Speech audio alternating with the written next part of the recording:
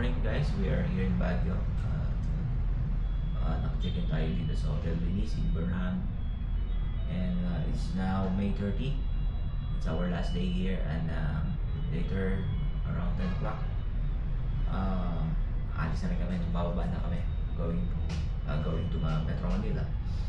And yeah, it's a rainy day today, so hopefully walang masyadong fog along the way going down.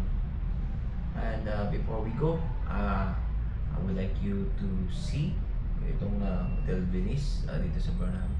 It's a good place to stay, and when you visit Baguio, you can book here.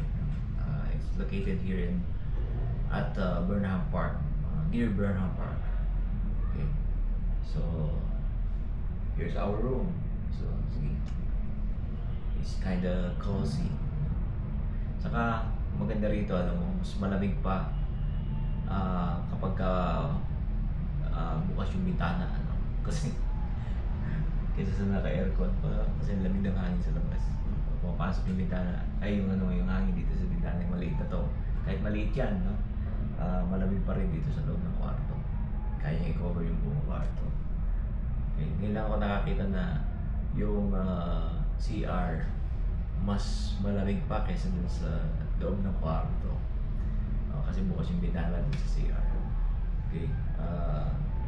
Dun sa amin kasi kapag ka nasa CR ka, mapapawisan ka talaga yun, no? Walang masyadong walang aircon, walang ventilation.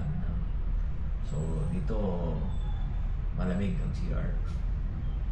So yun lang. And hope everyone is safe, no? Ingat kayo lahat, and have a nice day.